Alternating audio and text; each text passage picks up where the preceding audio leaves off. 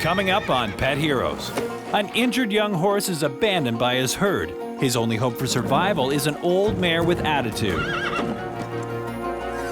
And a dog struggles valiantly to protect her puppies and an unexpected guest against the fierce winter cold.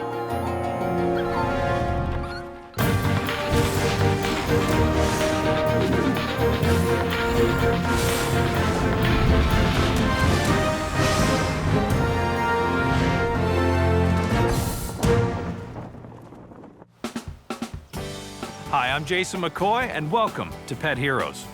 In animals, as in humans, a mother will often go to incredible lengths to ensure the safety of her offspring. But how do those maternal instincts extend beyond the bonds of family? Well, we look at two inspiring animals that redefine the meaning of the word mother.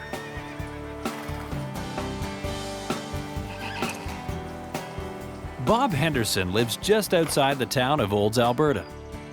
He's the president of the Wild Horses of Alberta Society. Our main purpose is to save and protect the wild horses that are left here in Alberta. We have a management strategy that we'd like to see put into place to assure that the horses are managed correctly and that they're there for all future generations.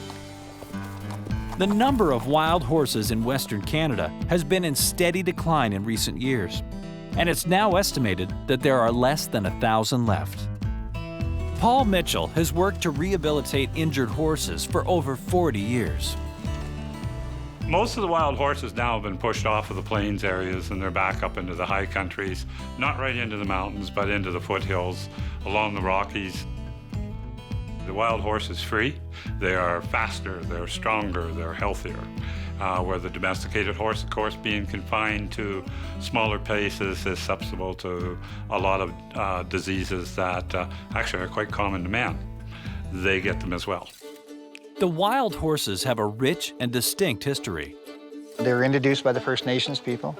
When the Northwest Mounted Police arrived in Alberta in 1875, they documented thousands of wild horses roaming the prairies. They started abandoning their fancy eastern breeds and started using these Mustangs as mounts because they had so much more endurance and strength. They could subsist on the prairies where these other horses were having difficulties. Wylie is one of Bob's most cherished horses. He began his life as a wild horse before he came into Bob's life. Wylie is a typical true wild horse. Very, very sure-footed out on the trails, very aware of everything that's going on. But he has his own distinct personality. He's super friendly. He's very, very curious of things, but extremely reliable. You know, a very gentle horse to be around. But when Bob first met Wylie in 2006, the young horse was in a dangerous situation and near death. That story begins with a phone call Bob receives from a woman in Bearbury, 60 kilometers west of his ranch near Olds. Yeah, I know where it is. I have received a phone call from a concerned lady about this injured wild horse. So, acting on her directions, I drove in a hurry, just in my small vehicle out there, to try to locate him and see what condition he was. Bob scans the woods for signs of the injured horse.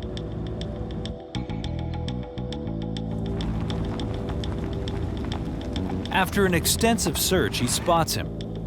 It's immediately apparent that this animal is in bad shape. The first time when I saw Wylie in here, and he was just nothing but skin and bones, and so limping and really hurting. You can tell an animal's sick by their eyes, and you knew he was hurting really, really bad.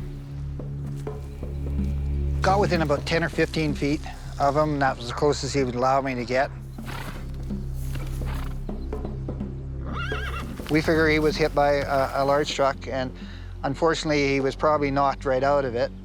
At that point, when he couldn't be revived, the wild horses have to keep moving. It's survival for them, and he was abandoned by his herd.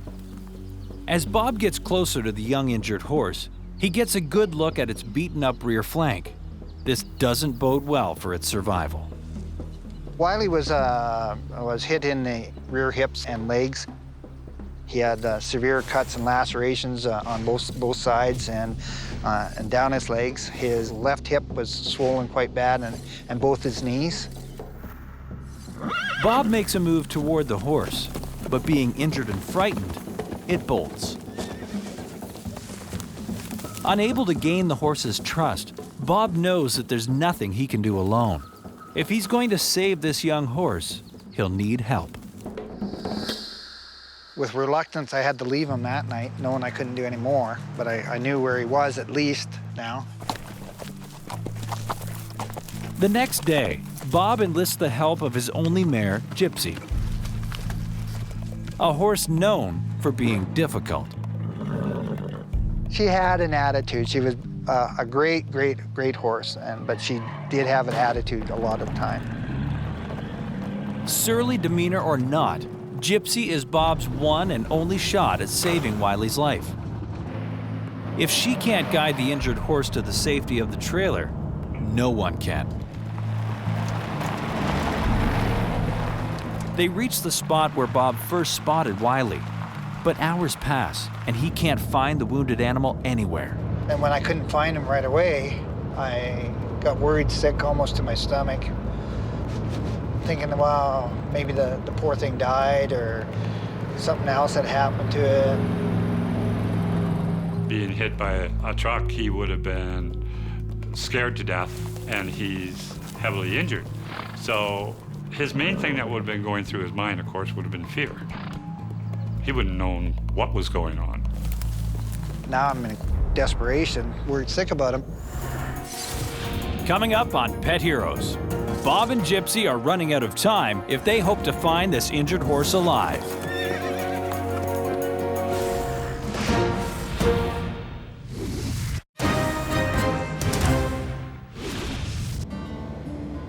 Bob Henderson and his horse Gypsy keep a sharp eye on the trees searching for Wylie, a badly injured young horse. They've been driving all morning and hope is fading that the animal is still alive. Dr. Connie Varnhagen teaches advanced courses on the bonds that form between humans and animals. She knows just how precarious this situation is. It's a really tough life for these Mustangs out there. They have their strong herd structure, but for a young animal who's already injured to try and make it on their own, it's a very hard uphill battle for him. Finally, I caught a glimpse of him off to the side, a couple hundred yards off the road, and I moved my truck as close as I could and parked. Injured and alone, Wylie needs immediate help. So I got into position and I took Gypsy out of my horse trailer. Bob hopes that with Gypsy's help, he'll be able to get this young horse to safety. But as he unloads his mare, he has no idea how these two horses will react to each other. I could see him in through the trees, tied up my mare Gypsy to a tree right in the middle of this small little meadow. Together, they wait for the wild young horse to approach, unsure of what will happen next.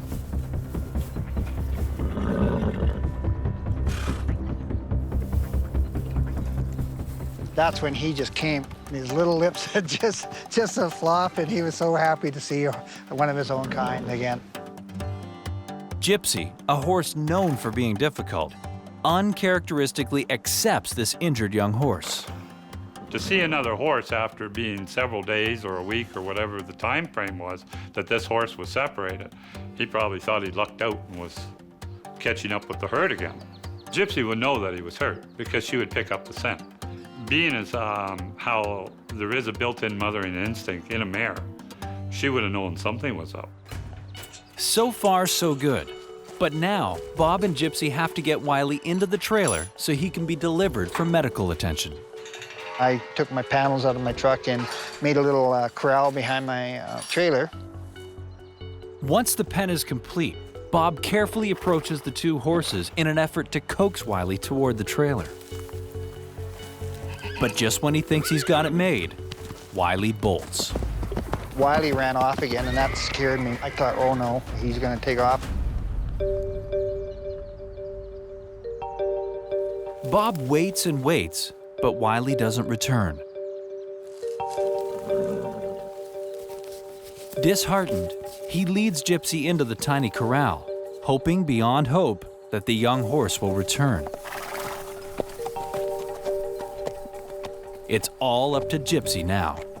Gypsy, if she's a difficult mare, what makes a mare difficult for a human to handle are exactly those behaviors that are really important for the dominant mare, the alpha mare in the herd. She has this natural tendency to try and keep the herd together, and if her herd is suddenly Wylie, she's going to try and keep Wylie with her and entice him to come in and be protected.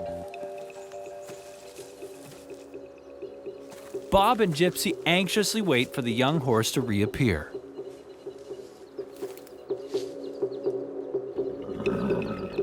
Much to Bob's surprise, the horse returns, but still keeps his distance.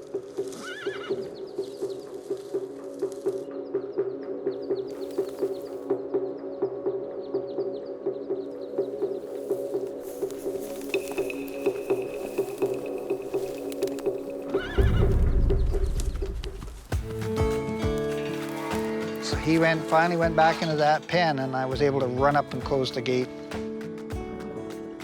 Well, I don't think Bob could have captured him without Gypsy. Or if you're on foot, no, you're not going to get close. Gypsy was the key to the success of the rescue. It's hard to describe unless you know or love animals, you know, the elation that you get within yourself of seeing him come up to the mare and her accept him. She let him stand right there beside her the whole time, you know, which is a really fascinating thing to see, watch, and to believe in.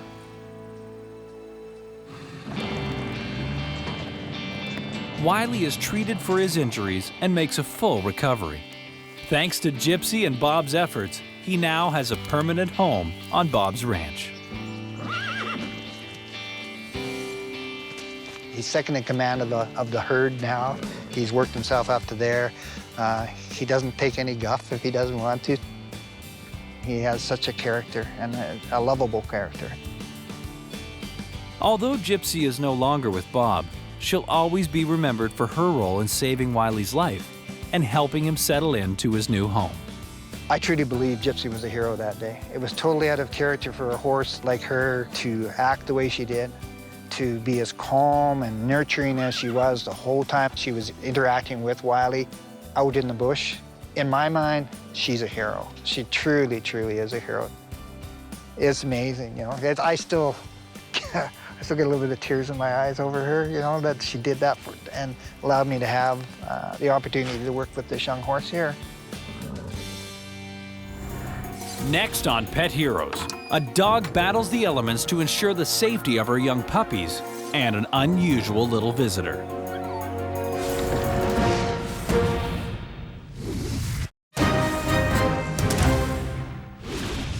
We just saw how Gypsy, an old mare with some attitude, was able to provide the familiarity and comfort necessary to guide a frightened and injured young horse to safety. Next, we meet Esperanza, a special dog with an extra special family. Amber Gunderson lives with her husband and 2 daughters just outside of Edmonton, Alberta. The family has always had a soft spot for animals. Over the years, they've provided foster care to dozens of creatures in need. We live on an acreage and we've had everything out here from cats and dogs to rabbits to anything we could pretty much take in and help. We're fostering 3 kittens right now that were strays that were found in Edmonton. The family also has 2 pets of their own. Esperanza is the type of animal that you can tell that is just very giving.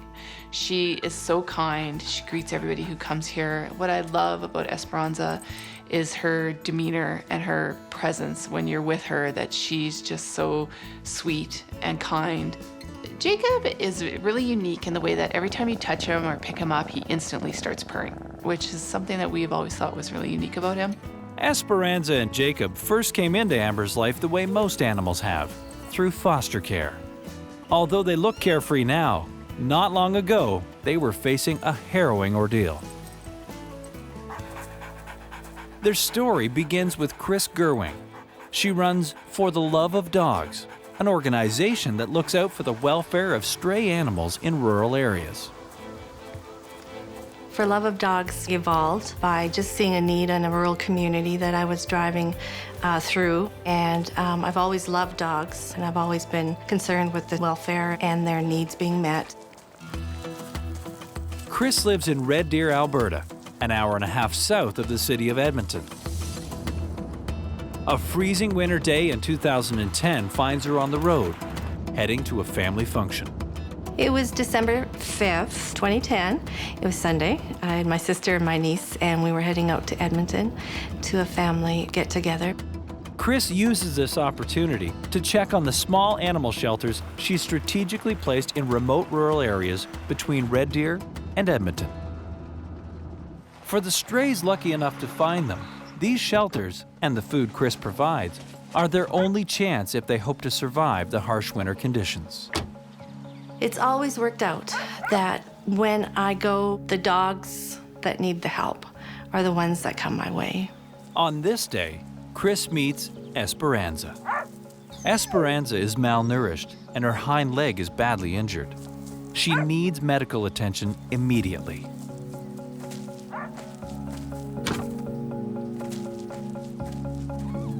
But Chris soon realizes that Esperanza is not alone. Inside the animal shelter, she discovers a litter of puppies. And they were warm when I found them, and they looked safe. The puppies are happy and healthy.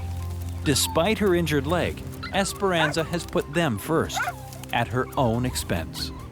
As Chris observes the puppies, she notices a stowaway.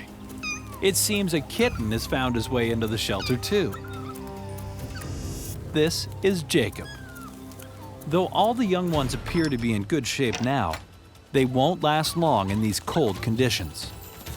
And I went to my vehicle and I thought, oh dear, obviously Esperanza needs to be rescued today. This is tough. This is tough for her. She was very lucky to be found when she was. You know, the plight for abandoned dogs is quite difficult. There are wolves, there are coyotes, there are other dogs, and particularly when we're leaving food out for dogs, these dogs start developing packs and start attacking each other. Chris knows that she can't leave these animals alone. They have no food, and their mother is in desperate need of medical attention. She's tied down with her puppies and with Jacob, and she's badly injured at the same time. So she's very fortunate that the rescuers came along when they did and actually found her. Once Chris and her family have the animals loaded, she makes a quick call to Shauna Randolph at the Edmonton Humane Society. She was pretty distraught. She had found a dog that was clearly injured, perhaps by being hit by a vehicle, and at the same time was nursing 5 of her own puppies, and she had nowhere to take the dog for immediate medical care. Esperanza came limping in. I thought it was very dire. She must have been in considerable pain. Right from the beginning, I knew that it was badly fractured. But Esperanza isn't the only one in danger. Jacob the kitten is malnourished and in need of medical attention. This kitten truly was surviving by nursing on her milk, and probably without her raising him, he would have died. Jacob comes in, starts nursing. She starts licking him because that's part of the nursing behavior pattern. And then through that, she learns and she bonds with him, and he becomes one of her young, just as all of her other puppies were one of her young. X-rays confirm Dr. Smith's theory. Esperanza's hind leg is badly fractured, and she's suffering from extensive muscle damage. The doctors insert a large pin into the bone, unsure if it will work.